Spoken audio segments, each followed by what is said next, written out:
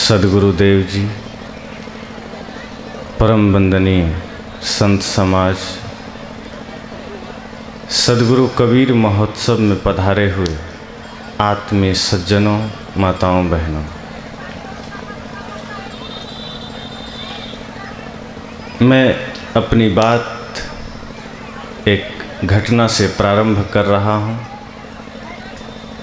एक बार एक लड़का पढ़ रहा था, वो इतिहास की किताब पढ़ रहा था और जैसा कि आप सब जानते हैं, इतिहास के किताबों में युद्धों का बड़ा वर्णन है। कब कौन सी लड़ाइयाँ लड़ी गई, इसके संबंध में बड़ी विशद विवेचना है, विस्तृत वर्णन है। उस लड़के के मन में एक उत्कंठा जगी, एक आकांक्षा जगी, क्योंकि छोटा बच्चा था। वो अपने पापा से कहता है, पापा मुझे एक शंका है। उसके पापा ने कहा, बताओ। कहा, ये बताएं कि युद्ध कैसे होता है, कैसे प्रारंभ होता है, इसका प्रारंभ होने का नियम क्या है। उसके पिता ने कहा, देखो, मान लो भारत और पाकिस्तान भारत पर हमला कर दे। अब इतना कहा ही था कि अंदर उसकी पत्नी सुन रही थी, वो बाहर हो गई। वो कहा, नहीं नहीं, तुम गलत बता रहे हो, पाकिस्तान कभी भारत पर हमला नहीं करता। अब उसका पिता ने कहा, मान लो, मैं तो उदाहरण दे रहा हूँ। अरे एक बार अपने मन में तुम मान लो, कोई ज़रूरी थोड़ा है कि पाकिस्तान भारत पर परमाणु गिरा ही रहा है। उसके पत्नी ने कहा, कैसे मान लो, जब पाकिस्तान गड़बड़ी करता ही नहीं है तो मान कैसे लूं। अब मामला फंस गया। अब उसके पिता ने कहा कि नहीं नहीं, मैं कोई सही थोड़े कह रहा हूं, सपोज दैट, जैसे गणित में चलता है माना कि, ऐसे ही मान लो। कहा, माने ही क्यों जब ऐसी बात नहीं है। अब उसके पिता ने कहा, बिल्कुल मानने की बात कर रहा हूं, कोई हकीकत बात नहीं कह रहा हूं। अब दोनों में गर्माहट शुरू हो गई। पत्नी भी अंदर रसोई से निकली थी, बेलन हाथ में लिए। अब वो बेलन उठाती है कि अभी बताती हूँ, तुम झूठ उल्टी सीधी राजनीति बच्चों को पढ़ाते हो। इधर ये भी लठ उठा लिया। अब दोनों में लगभग बात बिगड़ने ही वाली थी कि वो लड़का कहता है, ठहरिए ठहरिए, मुझे पता चल गया युद्ध कैसे शुरू होता है। युद्ध शुरू होने का नियम प्रतिनियम मुझे पता चल गया। अब बताने की आवश्यकता नहीं है, क्योंकि हर आदमी के भीतर युद्ध मचा हुआ है। हर आदमी समस्याओं से घिरा हुआ है, और जहां दो समस्याएं आपस में टकराती है वो युद्ध का रूप ले लेती है। क्योंकि हर आदमी के भीतर एक महाभारत मच रहा है। आपने सुना होगा, 18 दिन तक महाभारत का युद्ध चला था, करोड़ों लोग मारे गए थे। लेकिन मानव मस्तिष्क में जो युद्ध मच रहा है, हर आदमी के दिलो दिमाग में जो युद्ध चल रहा है, वो 18 दिन नहीं, 18 घंटे नहीं, 18 मिनट नहीं, 18 सेकेंड का भी बाहर आ जाए तो विनाश हो जाता है। इस युद्ध को कौन मिटाएगा? क्योंकि हर आदमी हर पल, हर क्षण, हर कदम पर युद्ध की तैयारी में है। अगर किसी आदमी से कह दो कि दो भाई आपस में प्रेम से रहो, वो कहता है कि आप ऐसी शिक्षा ना दें, क्योंकि कलयुग है, जमाना खराब है, क्योंकि ये समय ही खराब है और यहां भाई भाई में कभी एकता हो नहीं सकती। किसी को कह दो सास बहू के बीच प्रेम और समता से रहो, वो कह देता है ये कलयुग है, यहां ये नहीं चलता। ये पहले की बात थी, सतयुग की बात थी, जब प्रेम से लोग रहा करते थे, जब एक घर में 40-50 लोग जिया करते थे, एक थाली में बैठकर खाया करते थे, माता पिता की बच्चे सेवा किया करते थे। वो कोई और युग था, अब वैसा नहीं है। आदमी कहता है जमाना बदल गया। आप जरा विचारना कि जमाना कैसे बदल गया, जमाने में कौन सी बदलाहट आ गई, जमाने में कौन सा परिवर्तन आ गया। सूरज पूरब में ही उगता है, वो पूरब में उगना बंद नहीं किया। पत्तियों में अभी भी हरियाली होती है, उसकी हरियाली गई नहीं है। मिर्च अभी भी तीखा होता है, वो मीठा नहीं हो गया। नीम अभी भी कड़वा होता है, वो मीठा नहीं हो गया। धरती अभी भी वैसी की वैसी है, हवा वैसी की वैसी है, बदलाहट कहीं नहीं आया है। प्रकृति ज्यों की त्यों है। अगर कुछ बदला है तो हमारा चिंतन बदला है, हमारा मन बदला है, हमारा सोचने का ढंग बदला है। अभी भी सतयुग हम बना सकते हैं, अभी भी सतयुग का जीवन हम जी सकते हैं, लेकिन वैसा हमें मन को बनाना होगा। हम तो बहाने खड़ा कर लेते हैं, हम तो अपने आप को बचकर निकलने की तलाश में खड़े हो जाते हैं कि बस कलयुग आ गया, अपने आप को बचा लेना है। अगर आप गंभीरता से सोचे, गंभीरता से विचार करें तो पता चलेगा हर आदमी हर पल सतयुग, कलयुग, द्वापर, त्रेता में जीता है। ऐसा नहीं कि सतयुग में युद्ध नहीं थे, ऐसा नहीं कि आज शांति नहीं है, ऐसा नहीं कि सतयुग में भाई भाई में झगड़े नहीं होते थे, ऐसा नहीं कि आज भाई भाई में प्रेम नहीं होता है, ऐसा कुछ भी नहीं है। सतयुग में भी झगड़े होते थे और आज भी प्रेम होता है, आज भी एक दूसरे के साथ प्रेम का व्यवहार होता है, लेकिन वैसा जीवन हम बनाने की चेष्टा तो करें। वही सतयुग बनाने के लिए ये मंच आपके सामने खड़ा है कि आप अपने मन को सतयुग बना लो, ये प्रकृति आपके लिए अनुकूल हो जाएगी, ये प्रकृति आपके सहयोग में खड़ी हो जाएगी। आज जब हम अपने मन को विकृतियों से भरते हैं, आज जब हम अपने मन को प्रकृति के नियम से विपरीत खड़ा कर लेते हैं, ये प्रकृति हमारी विपरीत हो जाती है। तो युद्ध हर आदमी के भीतर मचा हुआ है, हर आदमी युद्ध के रूप में खड़ा है, हर आदमी समस्याओं को लेकर खड़ा है और ये कहता है वो आदमी कि क्या करें, सामने वाले आदमी के चलते मुझे युद्ध करना पड़ गया, क्या करें, सामने वाले के चलते मुझे क्रोध करना पड़ गया, क्या करें, सामने वाले के चलते मुझे झगड़ा करना पड़ गया। लेकिन वो आदमी एक बार ये ख्याल नहीं करता, वो आदमी एक बार ये चिंतन नहीं करता कि किसी भी समस्या का कारण मैं भी हो सकता हूँ, कि किसी भी झगड़े का कारण मैं भी हो सकता हूँ। कहीं ऐसा ना हो गया हो कि उस झगड़ा का कारण मैं ही बना हूँ, ये ख्याल होता ही नहीं। अगर कोई बात होती है तो हर आदमी सामने थोप देता है कि उसी आदमी के चलते ऐसा हुआ है, और ऐसा इसलिए होता है क्योंकि हम अपनी बुराइयों को देखना ही छोड़ दिए। हमारी दृष्टि ही ऐसी हो गई है कि सामने दिखाई देती, भीतर देखना बंद हो गया। अगर कोई आदमी चोरी करता है तो हमें उसकी चोरी दिखाई दे जाती है, यदि कोई आदमी क्रोध करता है तो हमें उसका क्रोध नज़र आ जाता है, यदि कोई आदमी झगड़ा करता है तो हमें उसका झगड़ा नज़र आ जाता है। लेकिन हमारा मन बुरा है, ये जीवन भर हमें नज़र नहीं आता। सबसे बड़ी समस्या ये है। कोई चोर करता है, उसकी चोरी आप देखें ना देखें कोई बात नहीं, कोई क्रोध करता है, उसका क्रोध आपको दिखाई दे ना दे कोई बात नहीं, लेकिन आपका मन अगर बुरा है और वो आपने देखना जान लिया तो आपकी बात बन गई। फिर समझना आपका ये सत्संग, आपका संत दर्शन, आपका संत साहित्य सार्थक हो गया। अन्यथा आप ग्रंथ पढ़ते रहें, संत का दर्शन करते रहें, सत्संग में आते जाते रहें, कोई मतलब का ना होगा। गले में माला, हाथ में किताब, मंदिर के सामने या संत गुरुजन के सामने या किसी पूजा स्थल के सामने बैठकर आप प्रार्थना गुनगुना रहे हों और बाहर व्यवहार में वैसा जीवन ना हो, तो उससे अच्छा तो ना ही दीक्षित होते, ना ही माला पहनते, ना ही साहित्य पढ़ते तो अच्छा होता। क्योंकि अज्ञानी के चेतने के उपाय हैं। अगर कोई आदमी अज्ञानी है, कोई आदमी नासमझ है, उसके जागने के उपाय हैं, वो जाग जाएगा, वो रास्ता पा जाएगा। लेकिन जो पतित ज्ञानी है उसके चेतने का कोई उपाय नहीं है। जो आदमी गहरी नींद में सो रहा है उसको जगाया जा सकता है, जो आदमी गहरी नींद में चादर तान कर सो रहा है उसको उठाया जा सकता है, लेकिन जो आदमी सोने की नकल करके सो रहा है उसको उठाने का कोई उपाय नहीं है। आप देख लेना, कोई आदमी अगर जागा हुआ हो और वो चुपचाप नकल करके सो रहा हो, आप 1000 हाँक दीजिए वो नहीं बोलेगा। लेकिन कोई आदमी गहरी नींद में हो, कोई आदमी बिल्कुल 3-4 दिन के नींद को एक दिन में पूरा कर रहा हो और आप एक बार जोरदार धमाकेदार आवाज़ लगा दीजिए, वो आदमी खड़ा हो जाएगा। एक में नहीं तो दूसरे में खड़ा हो जाएगा, दूसरे में नहीं तीसरे में। लेकिन जो नकल करके सो रहा है 1000 हाँक पर भी नहीं जगेगा।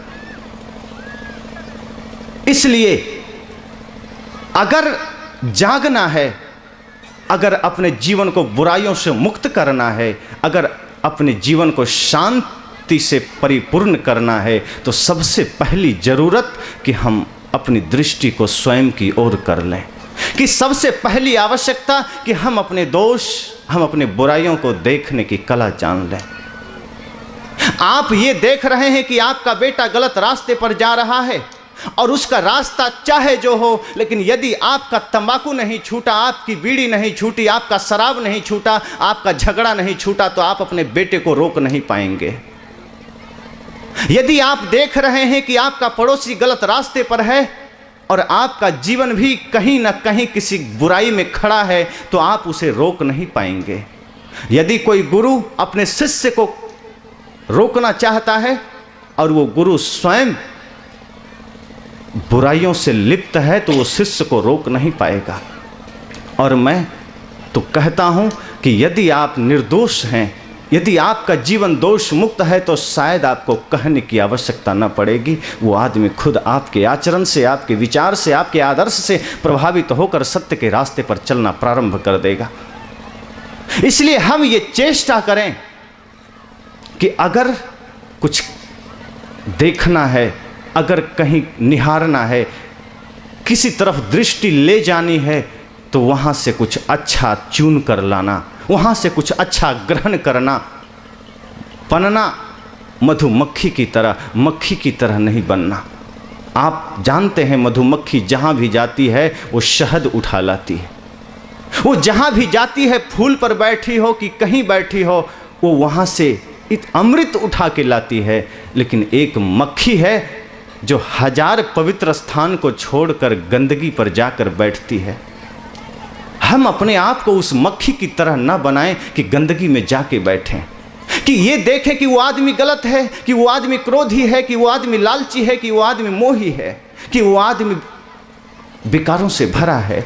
अरे देखना है तो एक बार ये देखना कि वो आदमी सत्यवादी है। देखना है तो एक बार ये देखना कि वो आदमी प्रेम से भरा हुआ है। देखना है तो ये देखना कि वो आदमी ईमानदार है। और मैं निश्चित कहता हूँ, जिस दिन ऐसी दृष्टि हो गई, आपकी सृष्टि बदल जाएगी।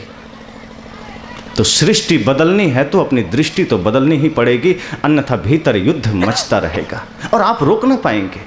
क्योंकि हर आदमी के भीतर इतनी समस्या है कि वो खुद के भीतर ही युद्ध कर रहा है।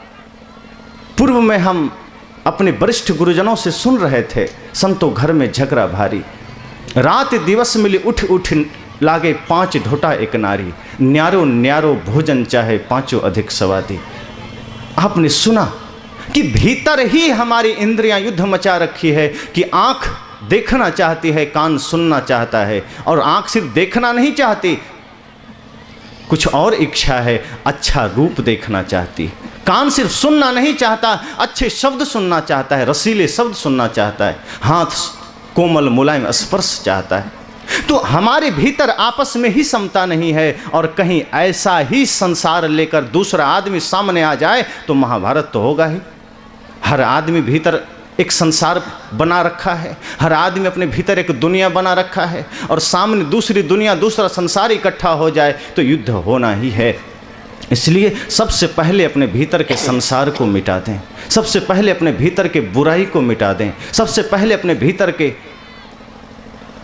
कचड़े को निकाल दें बाहर, और फिर देखिए, फिर तो आप जहाँ भी देखेंगे वहाँ परमात्मा ही नजर आएगा। फिर आप जहाँ देखेंगे वहाँ प्रेम से भरा हुआ व्यक्ति ही नजर आएगा। फिर दृष्टि वैसी हो जाएगी जैसे युधिष्ठिर को भेजा कृष्ण ने कि जाओ कुछ बुरे लोग ढूंढ लाओ। वो दिन भर ढूंढता रहा, कोई बुरा आदमी मिला नहीं।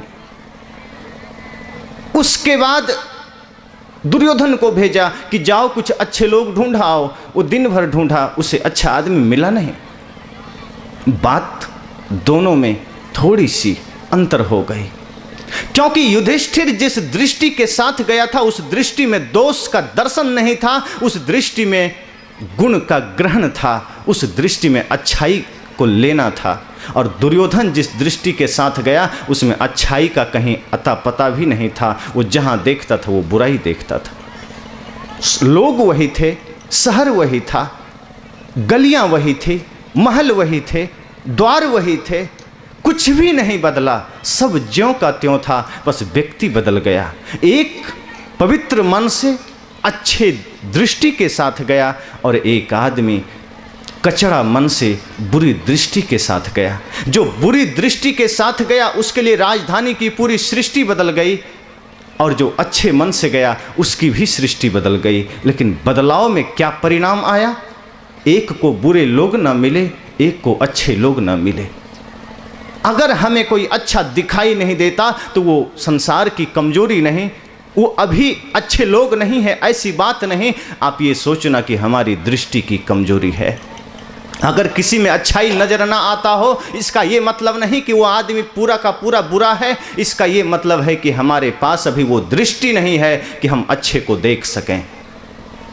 इसका मतलब है कि हमारे पास वो चिंतन नहीं, हमारे पास वो नेत्र नहीं जिसके द्वारा हम लोगों की अच्छाइयों को ग्रहण कर सकें। इसका मतलब है कहीं ना कहीं हमारे भीतर वो मक्खी का स्वभाव, वो मक्खी का जीवन मौजूद है, उसी को मधुमक्खी बना लेना है। इसलिए मैंने कहा कि अक्सर जब दो संसार सामने हो जाए तो झगड़े हो जाते हैं। उस दो संसार को, सामने वाले संसार को तो आप मिटा नहीं सकते, लेकिन अपने भीतर के संसार को आप मिटा सकते हैं। अपने भीतर के विकारों को आप दूर कर सकते हैं, और उसी के लिए ज्ञान गंगा है, उसी के लिए संत गुरुजनों का महासम्मेलन है, समागम है, जहां हम डुबकी लगाएं पुरजोर, बिना किसी हिचक के। ये नहीं कि कल लगा लेंगे, ये नहीं कि बस कुछ देर बाद कर लेंगे। कहा कल पर मत टाल देना। अगर जीवन में कुछ गलत करने जा रहे हैं उसको टाल देना कि 5 मिनट बाद कर लेंगे, 2 दिन बाद कर लेंगे। अगर किसी पर क्रोध करने जा रहे हैं तो टाल देना कि 2 दिन बाद कर लेंगे। लेकिन जब बात सत्य सत्संग की आ जाए तो नहीं, अभी और इसी वक्त करना है कि पता नहीं ये पंछी भीतर बैठा है कब उड़ जाए, पता नहीं ये प्राण पखेरु कब हमारा साथ छोड़ दे। इसलिए जब भी कोई संकल्प लेना तो ऐसा लेना कि अच्छा है तो अभी करना है, और कुछ गलत है तो किसी भी तरह अपने आप को टालने का प्रयास करना। अगर कुछ हमारे द्वारा गलत होने की संभावना हो रही है तो उसको थोड़ा बढ़ाने का प्रयास करना, क्योंकि यदि आप क्रोध में हैं, यदि आप विकारों से भरे हैं और उस वक्त कोई घटना आप करने जा रहे हैं तो थोड़ा सा मेहनत, थोड़ा सा संकल्प कि नहीं मैं आधे घंटे बाद क्रोध कर लूँगा, मैं 1 घंटे बाद क्रोध कर लूँगा। ये प्रयास आप करके देखें, धीरे धीरे क्रोध विदा हो जाएगा। सत्ता ना दें। इसलिए मैंने कहा कि ये शिक्षा, ये दीक्षा सिर्फ हमारे शरीर तक सीमित ना रहे।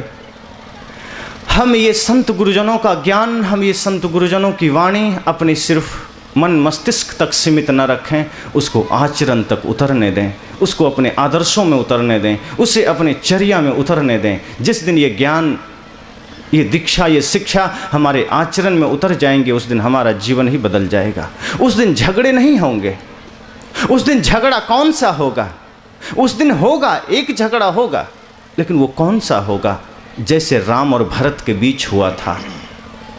भरत ने कहा भैया मुझे राज्य नहीं चाहिए, राम ने कहा मुझे भी नहीं चाहिए। ये झगड़ा होगा। झगड़ा लेने का नहीं होगा, झगड़ा देने का होगा। भरत ने कहा मुझे कुछ नहीं चाहिए, राम ने कहा मुझे भी कुछ नहीं चाहिए। लेकिन जब मन खराब होगा, जब ये ज्ञान, ये ध्यान, ये शिक्षा, ये प्रार्थना, ये भक्ति हमारे आचरण में नहीं उतरेगा, हमारे दिल में नहीं उतरेगा, तब कौन सा झगड़ा होगा कि सुई के नोक के बराबर जमीन नहीं दूंगा, और तब अर्जुन कहेगा कि मैं सब छीन लूंगा भले ही मारना पड़े। तो ये झगड़ा से अगर आप बचना चाहते हो, क्योंकि इस झगड़े में कहीं शांति नहीं है, और आप जानते हैं इस साहित्य आप सब पढ़ चुके हैं, सीरियल देख चुके हैं, क्या हुआ। धन को मिटाकर यदि जन मिल रहा है, संसार को ठुकरा कर यदि भाई या परिवार मिल रहा है, तो एक पल की देरी मत करना। अगर जमीन का त्याग करके भाई जैसा व्यक्ति मिल रहा है, परिवार मिल रहा है, माता पिता मिल रहे हैं, तो वहाँ देरी मत करना। लेकिन यदि भाई का दिल दुखाकर करोड़ों की दौलत मिल रही है, तो वो दौलत 2 कौड़ी की भी नहीं है। लेकिन ये दृष्टि मुश्किल से ही किसी किसी को हो पाती है। यही दृष्टि आप पैदा करें, इसी के लिए ये सत्संग है। तो मैंने निवेदन किया कि हम सब इस त्रिदिवसीय सत्संग से इतना तो जरूर ले जाएं कि जहाँ देखें, सदगुरु ने कहा, जेते औरत मर्द उपाने सो सब रूप तुम्हारा, कबीर पोंगरा अलह राम का सो गुरु पीर हमारा। कहा जहाँ देखा, जिस जगह आपकी नज़र जाए आप उसमें गलत मत देखना, बस जेते औरत मर्द उपाने सो सब रूप तुम्हारा। ये सोचना कि जैसा मैं हूँ बस सामने भी वही दिल, वही परमात्मा, वही भगवान बैठा है। अगर मैं बुरा भी हूँ तो सामने वाला श्रेष्ठ है और वो बुरा हो नहीं सकता, बुरा मैं ही हूँ, मेरा मन ही बुरा है। अगर ये भाव आ गया समस्या ही खत्म है। तो ये दृष्टि, ये भाव हमारे भीतर हो, ऐसा ही हम सब प्रयास करें, हम भी करें, आप भी करें, फिर देखें ये सत्संग हमारे लिए सार्थक हो जाएगा। बस बोलिए सद्गुरुदेव की जय। सज्जनों,